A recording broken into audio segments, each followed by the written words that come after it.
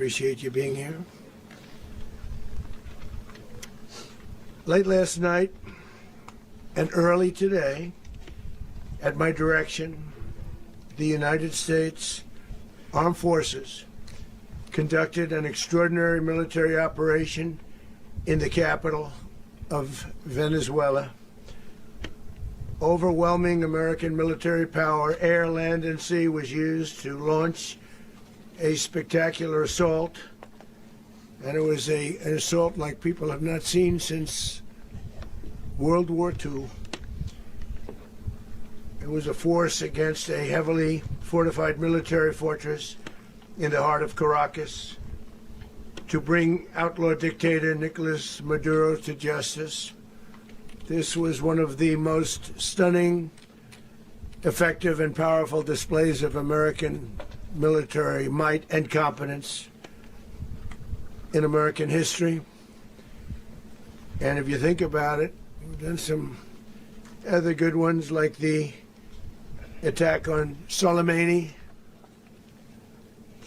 the attack on al-Baghdadi, and the obliteration and decimation of the Iran nuclear sites just recently in an operation known as Midnight Hammer. All perfectly executed and done. No nation in the world could achieve what America achieved yesterday, or frankly in just a short period of time. All Venezuelan military capacities were rendered powerless as the men and women of our military, working with U.S. law enforcement, successfully captured Maduro in the dead of night. It was dark. The lights of Caracas were largely turned off due to a certain expertise that we have. It was dark and it was deadly. But captured along with his wife, Celia Flores, both of whom now face American justice. Maduro and Flores have been indicted in the Southern District of New York, Jay Clayton, for their campaign of deadly narco-terrorism against the United States and its citizens. I want to thank the men and women of our military who achieved such an extraordinary success overnight with breathtaking speed, power, precision, and competence. You rarely see anything like it. You've seen some raids in this country that didn't go so well. They were an embarrassment. If you look back to Afghanistan, or if you look back to the Jimmy Carter days, they were different days. We're a respected country again, like never before. These highly trained warriors, operating in collaboration with U.S. law enforcement, caught them in a very ready position. They were waiting for us. They knew we had many ships out in the sea. We were just sort of waiting. They knew we were coming. So they were in a ready, what's called a ready position. But they were completely overwhelmed and very quickly incapacitated. If you would have seen what I saw last night, you would have been very impressed. I'm not sure that you'll ever get to see it, but it was an incredible thing to see. Not a single American service member was killed, and not a single piece of American equipment was lost. We had many helicopters, many planes, many people involved in that fight. But think of that, not one piece of military equipment was lost, not one service member was, more importantly, killed. The United States military is the strongest and most fearsome military on the planet by far, with capabilities and skills our enemies can scarcely begin to imagine. We have the best equipment anywhere in the world. There's no equipment like what we have, and you see that even if you just look at the boats. You know, we've knocked out 97% of the drugs coming in by sea. 90%. Each boat kills on average 25,000 people. We knocked out 97%. And those drugs mostly come from a place called Venezuela.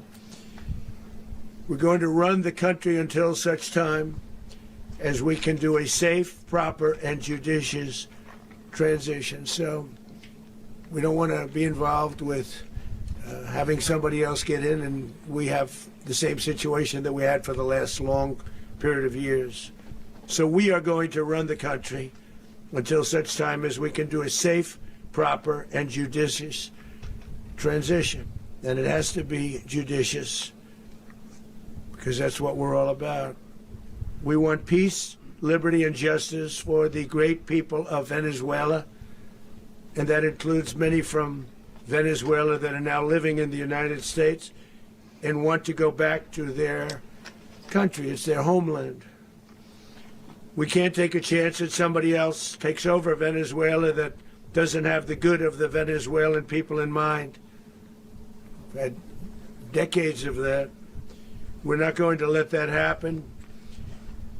We're there now, and what people don't understand, but they understand as I say this, we're there now, but we're going to stay until such time as the proper transition can take place. So we're going to stay until such time as we're going to run it, essentially, until such time as a proper transition can take place.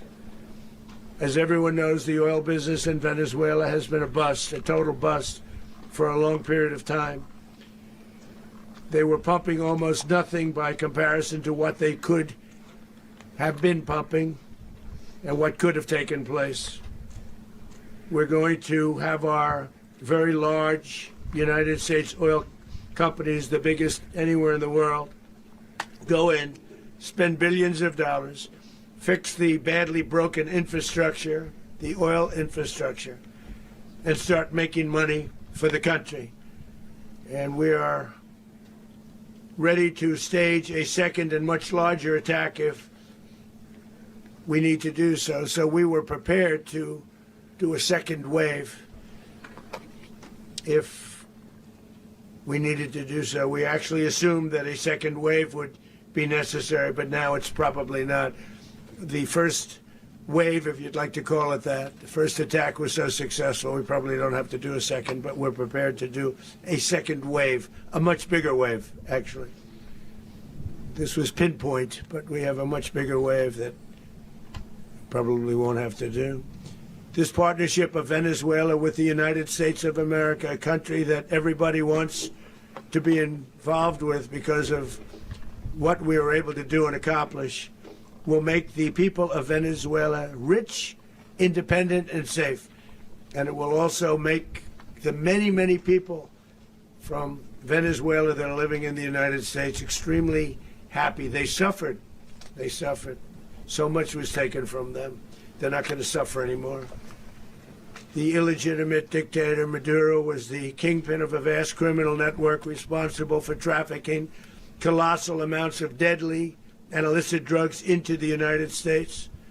As alleged in the indictment, he personally oversaw the vicious cartel known as Cartel de las Solas, which flooded our nation with lethal poison, responsible for the deaths of countless Americans, the many, many Americans. Hundreds of thousands over the years of Americans died because of him.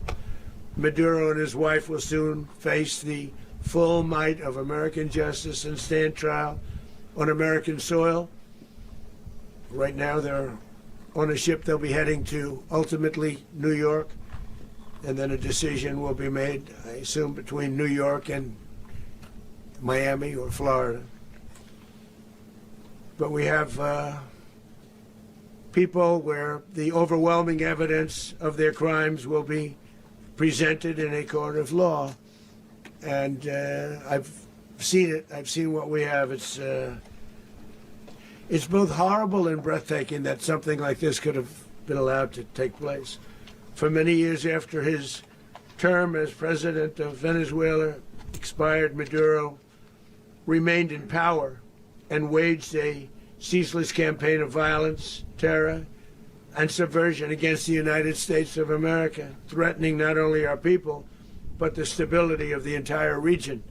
And you all saw it. In addition to trafficking gigantic amounts of illegal drugs that inflicted untold suffering and human destruction all over the country, all over, in particular the United States. Maduro sent savage and murderous gangs, including the bloodthirsty prison gang Tren de Aragua, to terrorize American communities nationwide, and he did indeed.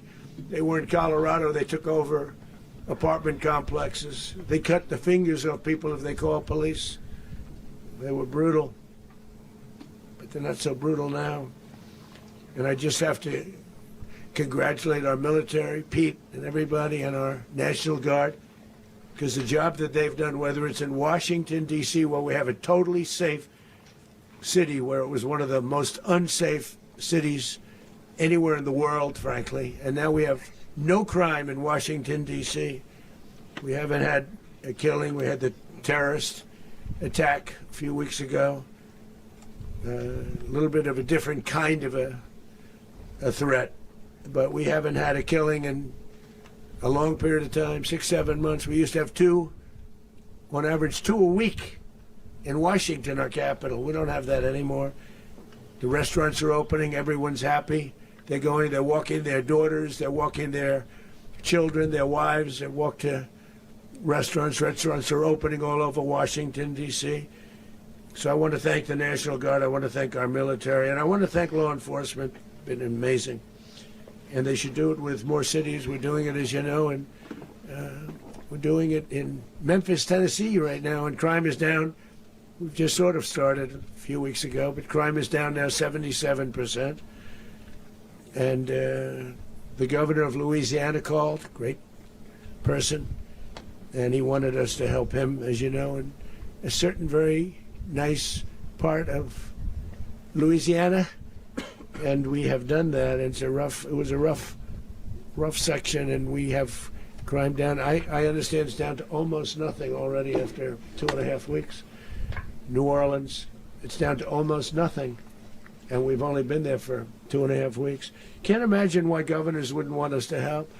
We also helped, as you know, in Chicago, and crime went down a little bit there. We did a very small help because we had no working ability with the governor. The governor was a disaster, and the mayor was a disaster. But it knocked down crime. But we're pulling out of there. When they need us, we'll know. You'll know. You'll be writing about it. And likewise, Los Angeles, where we saved Los Angeles early on, where the head of the police department made a statement that if the federal government didn't come in, we would have lost Los Angeles. That's long after the fires. That's when they had the riots in Los Angeles. We did a great job. Got no credit for it whatsoever, but that's okay. It doesn't matter. We don't need the credit. But we'll be pulling out when they need us. They'll call, or we'll go back if we have to. We'll go back. But we did a great job in various cities. But the place that we're very proud of is Washington, D.C., because it's our nation's capital. We took it from being a crime-ridden mess to being one of the safest cities in the country.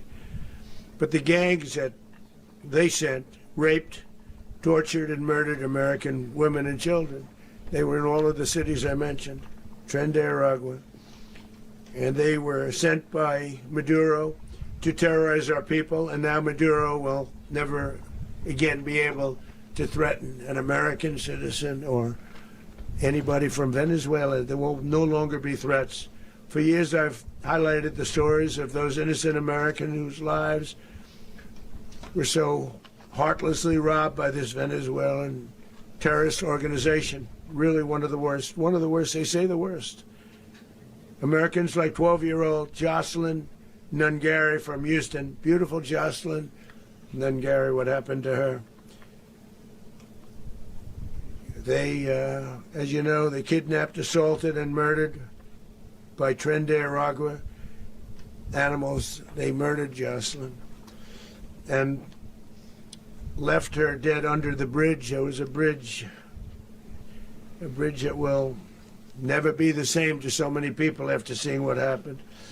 As I've said many times, the Maduro regime emptied out their prisons, sent their worst and most violent monsters into the United States to steal American lives. And they came from mental institutions and insane asylums. They came from prisons and jails. The reason I say both, they sound similar. Actually, prisons, a little bit more hostile, a little bit tougher. A mental institution isn't as tough as an insane asylum, but we got them both. They sent from their mental institutions. They sent from their jails, prisons. They were drug dealers. They were drug kingpins. They sent everybody bad into the United States, but no longer. And we have now a border where nobody gets through. In addition, Venezuela unilaterally seized and stole American oil, American assets, and American platforms, costing us billions and billions of dollars. They did this a while ago, but we never had a president that did anything about it. They took all of our property.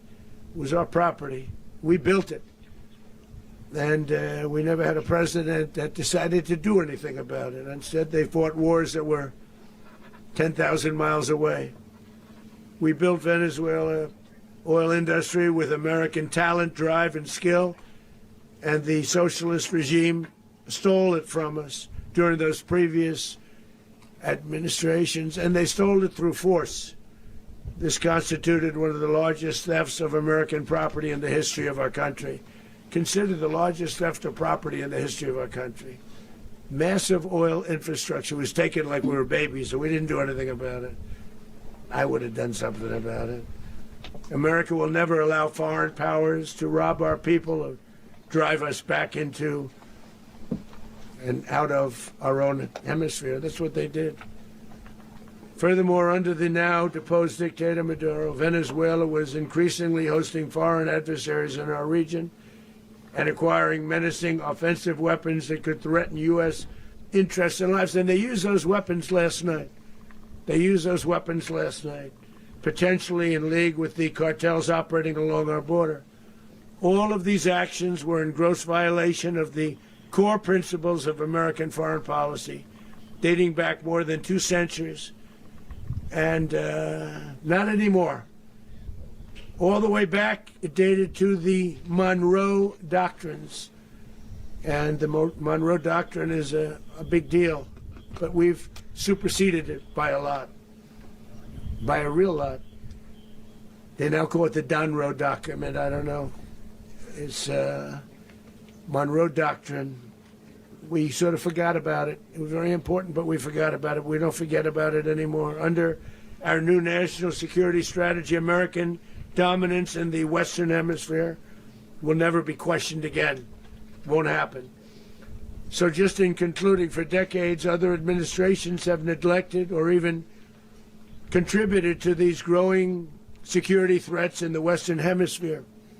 Under the Trump administration, we are reasserting American power in a very powerful way in our home region. And our home region is very different than it was just a short while ago. The future will be, and we did this in my first term. We had great dominance in my first term, and we have far greater dominance right now. Everyone's coming back to us. The future will be determined by the ability to protect commerce and territory and resources that are core to national security. These are core to our national security. Just like tariffs are, they've made our country rich, and they've made our national security stronger than ever before. But these are the iron laws that have always determined global power. And we're going to keep it that way. We will secure our borders. We will stop the terrorists. We will crash the cartels, and we will defend our citizens against all threats, foreign and domestic. Other presidents may have lacked the courage or whatever to defend America, but I will never allow terrorists and criminals to operate with impunity against the United States. This extremely successful operation should serve as warning to anyone who would threaten American sovereignty or endanger American lives. Very importantly, the embargo on all Venezuelan oil remains in full effect. The American Armada remains poised in position, and the United States retains all military options until United States demands have been fully met and fully satisfied. All political and military figures in Venezuela should understand what happened to Maduro can happen to them, and it will happen to them if they aren't just fair, even to their people. The dictator and terrorist, Maduro, is finally gone in Venezuela. People are free. They're free again. It's been a long time for them, but they're free. America is a safer nation this morning.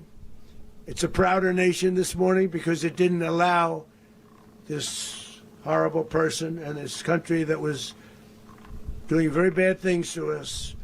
It didn't allow it to happen. And the Western Hemisphere is right now a much safer place to be. So I want to thank everybody for being here.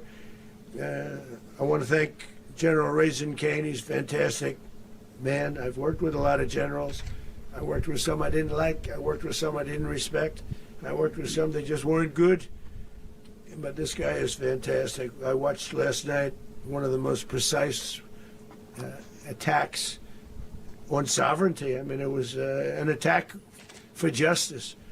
And I'm very proud of him, and I'm very proud of our Secretary of War, Pete Hegseth, who I'm going to ask to say a few words. Thank you very much. Thank you, sir.